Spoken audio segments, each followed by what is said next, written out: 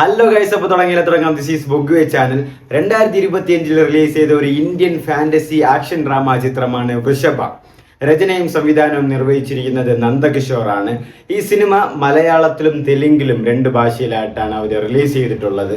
And ഈ സിനിമയിൽ പ്രധാന വേഷം ചെയ്യുന്നത് ദ റിയൽ OG മോഹൻലാലാണ്.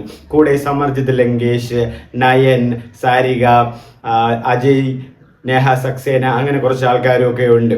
അപ്പോൾ ഈ സിനിമയിൽ ലാലേട്ടൻ്റെ കൂടെയായിട്ട് ഈ സമർജിത് ലങ്കേഷ്, അതായത് ഒരു കന്നഡ ഡെബ്യൂട്ട് ആക്ടറാണ്, കൂടെ മകനായിട്ട് അഭിനയിക്കുന്നതാണ്. അപ്പോൾ ഈ സിനിമയിൽ ഏകദേശം സിനിമയിലെ ഫുൾ സീനുകളിലും കാര്യങ്ങളായിട്ടും ആ പുള്ളിയും ലാലേട്ടനോടൊപ്പം വരുന്നുണ്ട്. ആൻഡ് ഈ സിനിമ പ്രൊഡ്യൂസ് ചെയ്തിരിക്കുന്നത് കണക്ട് മീഡിയയ്ക്ക് ഒപ്പം ബാലാജി മോഷൻ പിക്ചേഴ്സും ചേർന്നാണ്. ആൻഡ് ഈ സിനിമ ഡിസ്ട്രിബ്യൂഷൻ അറിയാമല്ലോ, എനിക്ക് തോന്നുന്നു ആശീർവാദ് സിനിമാസിൻ്റെ 25ാമത് വർഷം എന്നൊക്കെയാണെന്ന് തിയേറ്ററിൽ കാണിച്ചിട്ടുണ്ടായിരുന്നു.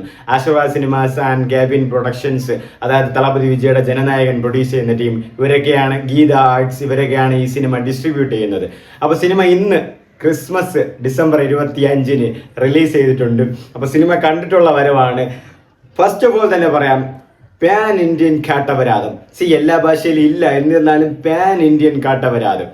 ലാലേട്ടൻ ആ റോള് ചേരുന്നേ ഇല്ല. ഒന്ന് ഈ ഞാൻ പറയുന്നത് ലാലേട്ടൻ്റെ ക്യാരക്ടറാണ്. ഈ സിനിമയില വിഗും കാര്യങ്ങളും അത് എവിടെ നിന്ന് കിട്ടിയെന്ന് എനിക്ക് അറിഞ്ഞേ പറ്റൂ. അത് ഏത് കൂതറ വിഗാണ്. അത് കണ്ട രാജാവെന്ന് പറയത്തേ ഇല്ല, അമ്മാതിരൊരു അഴുക്ക വിഗ്. ആൻഡ് ആ ലാലേട്ടന് ഇതിൽ നന്നായിട്ട് വയറ് കാണിക്കുന്നുണ്ട് രാജാവിൻ്റെ. അത് നിങ്ങൾക്ക് കാണുമ്പോൾ തന്നെ മനസ്സിലാവും, നന്നായിട്ട് വയറ് കാണിക്കുന്നുണ്ട്. അത് ആ രാജാവിൻ്റെ ആ ഒരു വേഷപ്പകർച്ചയിലേക്ക് സ്യൂട്ട്സ് ആവുന്നേ ഇല്ല.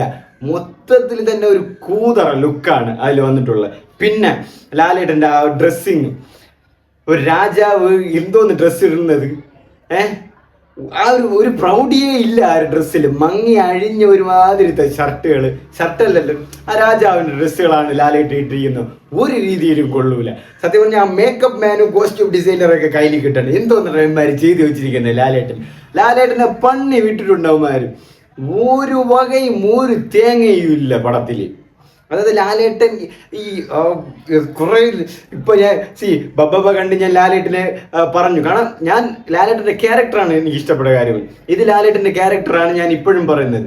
എന്തോന്നാണ് ചെയ്തു വെച്ചിരിക്കുന്നത്. പടത്തിൻ്റെ പ്ലോട്ട് വരുന്നത് ഒരു ടൈം ട്രാവൽ, അതായത് ഒരു പുനർജന്മം സാധനമാണ്. പുനർജന്മത്തിൽ ഒരു കാര്യം നടക്കുന്നു, ആ കാര്യമായിട്ട് ബന്ധപ്പെട്ട് അടുത്ത ജന്മത്തിൽ കാര്യം നടക്കുന്നു, അതുമായിട്ട് ലിങ്ക് ആവുന്ന ഒരു പടം. എന്തോന്ന് ലിങ്ക്, ഇത് എന്ത്? അത് ഇടയ്ക്കിടയ്ക്ക് ഈ കങ്കുവ സിനിമ കാണുമ്പോൾ നമുക്ക് തോന്നൂലേ ആ ചെറിയ പയ്യനെ, പിന്നീടാണ് മനസ്സിലായത് അത് പയ്യനല്ല പെണ്ണാണെന്ന്. ആ കൊച്ചു പയ്യനെ അടിച്ച് കൊന്നിരുന്നെങ്കിൽ സിനിമ എപ്പോഴേ ജയിക്കുമായിരുന്നു, അല്ലെങ്കിൽ സിനിമ മാറുമായിരുന്നൊക്കെ. അതുപോലെ ഇതിൽ തുടക്കത്തിൽ തന്നെ ഒരു അമ്മ എന്നൊരു ക്യാരക്ടറുണ്ട്. അതായത് മോഹൻലാൽ ഒരു വില്ലനെ കൊല്ലാൻ പോകുമ്പോൾ ഒരു ആക്സിഡൻ്റലി ഒരു കുട്ടിയെ ഒരു കാര്യങ്ങളൊക്കെ അവിടെ നടക്കുന്നുണ്ട്. ഈ സസ്പെൻസ് ഒന്നും ഇല്ല, ഞാൻ പറഞ്ഞു തരാം. കാര്യങ്ങളൊക്കെ നടക്കുന്നുണ്ട്. ഒരു അമ്പും വില്ലും വിടുന്നുണ്ട്. അപ്പോൾ ആ ഒരു കുട്ടി ആക്സിഡൻ്റലി വില്ല് കൊണ്ട് മരിച്ചു വന്നു. അപ്പോൾ ആ കുട്ടിയുടെ അമ്മ ശാപ ഇടുന്നു. ആ ശാപമുള്ളവളെ കൊണ്ട് വലിയ ശല്യം.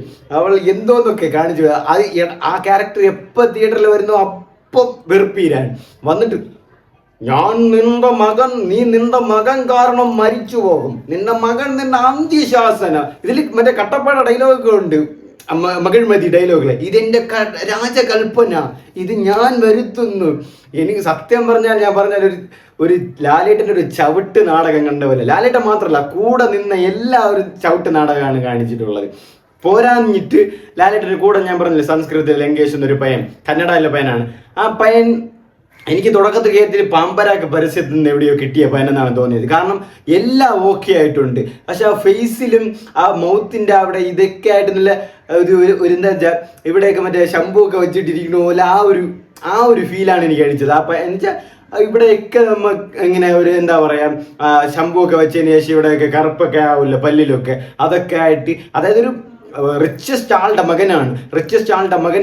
ബാക്കിയെല്ലാം ഓക്കെ ആയിട്ടുണ്ട്. എനിക്ക് ഇടയ്ക്കിടയ്ക്ക് തോന്നും അങ്ങനെയാണ് പാമ്പരാഗ് പരസ്യത്തിലുള്ള പയ്യനാണ്. പിന്നെ ഞാൻ അറിഞ്ഞത് കന്നഡ സിനിമയിൽ ഇപ്പോൾ തുടക്കക്കാരനായിട്ട് വരുന്ന ഒരു പയ്യനാണെന്ന്.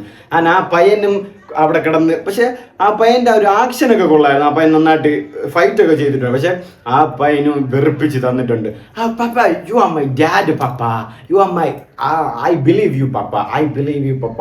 ഇതായത് ഇവർ, ഞാൻ പറഞ്ഞില്ലേ, പുനർജന്മത്തിൽ ഇവർ മറ്റേ ഫ്യൂച്ചറിൽ വരുമ്പോൾ ഇവർ അച്ഛനും മോനുമാണ്. അപ്പം ആ ഒരു സ്നേഹ ബോണ്ടും കാര്യങ്ങൾ. പിന്നെ ഇടയ്ക്കിടയ്ക്ക് മോഹൻലാൽ സ്വപ്നത്തിൽ നിന്ന് എണീക്കുന്നു, സ്വപ്നത്തിലേക്ക് പോകുന്നു. പിന്നെ തിയേറ്ററിൽ ഒരു ഇന്റർവെല്ല് കണ്ട് ഞാൻ ഒരു ഇടവേളയ്ക്ക് ശേഷം ഞാൻ ചിരിക്കണം. ഇപ്പം ആദ്യമായിട്ടാണ് തിയേറ്റർ മൊത്തം ചിരി ഇടവേള വന്നപ്പം. തിയേറ്റർ മൊത്തം, അതായത് ഒരു ട്വിസ്റ്റ് വന്നിട്ടാണ് ഒരു ഇടവേള വരുന്നത് കേട്ടാ. നിങ്ങൾ ആ ഇടവേള ഒന്ന് കാണണം. ആ തിയേറ്റർ മൊത്തം ചിരി ആ ഇടവേളയ്ക്ക് ഇരുന്നിട്ട്. ഇവൻ്റെ പൊന്നു ആ ട്വിസ്റ്റ് പിന്നെ ഭയങ്കര ട്വിസ്റ്റായിപ്പോയി. എല്ലാവരും പ്രതീക്ഷിക്കാതെ ഭയങ്കര ട്വിസ്റ്റായിപ്പോയി. എന്നിട്ട് എല്ലാവരും നാടകമാണ് അവിടെ നടത്തിയത്. അവസാനം ഈ ക്ലൈമാക്സിൽ ശിവൻ ഇങ്ങനെ ഇവരെ എന്തോ ഇവന് മോക്ഷം കിട്ടണം, രക്ഷപ്പെടണം, എൻ്റെ മകനെ രക്ഷപ്പെടുത്തണം എന്നൊക്കെ പറഞ്ഞ് ക്ലൈമാക്സിൽ ഒരു ശിവലിംഗം, മറ്റേ ശിവന്റെ കൈലാസനാഥ ആ സാധനങ്ങളൊക്കെ അതൊക്കെ താനെ ഇറങ്ങി വന്ന് കുത്തിക്കൊല്ലണം, അങ്ങനത്തെ കുറെ സീനുകളൊക്കെ ഉണ്ട്. അത് ഞാൻ കണ്ടപ്പോൾ ഓ മൈ ഗോഡ്, ഇത് ഫാന്റസി തന്നെ എന്നായിപ്പോയി. സത്യമായിട്ട് ഗൈസ്, ഉള്ളത് പറയാമല്ലോ. ആൻഡ് ഇതിൻ്റെ ഒരു ഫ്ലാഷ് ബാക്ക് ഉണ്ട്. എന്താണ് ഫ്ലാഷ് ബാക്ക് ഇതൊക്കെ? അത് ലാലേട്ട ഇത് സ്ക്രിപ്റ്റ് ഒക്കെ വായിച്ചിട്ട് തന്നെ അത് ചുമ്മാ പോയി അഭിനയിക്കണമെന്ന് അറിഞ്ഞോളൂ. ചുമ്മാ ഒരു ആവശ്യമില്ലാത്ത പടം ചുമ്മാ പോയി അഭിനയിച്ചിരിക്കുന്നു. ഇത് ഒരു ഫ്ലാഷ് ബാക്ക് ഉണ്ട് ഗൈസ്. അപ്പം അതായത് പാസ്റ്റിലെ ഒരു ഫ്ലാഷ് ബാക്ക്. ലാലേട്ടൻ അപ്പോൾ അവിടുത്തെ ജയ് മകിഴ്മതി, ആ ബാഹുബലിയിൽ അതേപോലത്തെ സെറ്റിങ്ങും കുറച്ചൊക്കെ ഇങ്ങനെയൊക്കെ വന്നിട്ട് പിന്നെ ആ ഒരു കൊട്ടാരത്തിന്റെ സീൻസും കാര്യങ്ങളൊക്കെ ഇങ്ങനെ കാണിക്കും. ഇതാണ് കൊട്ടാരം, ഇതാണ് രാജാവ്, 3 തലമുറകളുടെ വീരസംഹാസത്തിന്റെ രാജാവത്തിന്റെ വൃഷഭ രാജാവ് വരികയായി. ഇതൊക്കെയാണ് അവിടെ നടക്കുന്നത്. ആൻഡ് ഇതിൽ വരുന്നത്, അതായത് ആ ഫ്ലാഷ് ബാക്കിൽ ഒരു പുഴുത്ത സ്റ്റോറി ഉണ്ട്.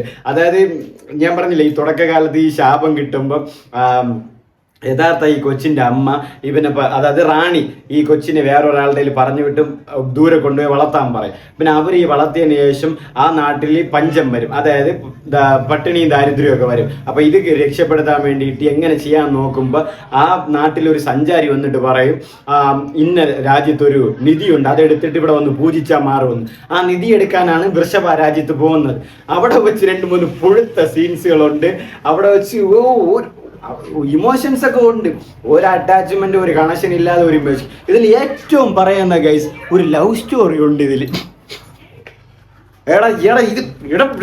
എന്തോ ലവ് സ്റ്റോറിയടാ ഇത് ലവ് സ്റ്റോറിയാ? ഒരു മര്യാദയില്ലേടാ ഈ ലവ് സ്റ്റോറി. ഒരാൾ ഇങ്ങനെ ഇരുന്ന് സംസാരിച്ചുകൊണ്ടിരിക്കുകയാണ്. സംസാരിച്ചിട്ട് ഒരു പെണ്ണ് പയ്യന് മുത്തം കൊടുത്തിട്ട്, അത് നെറ്റി മുത്തം കൊടുത്തിട്ട് എല്ലാം ശരിയാവും. She's not his lover. ആരുമില്ല.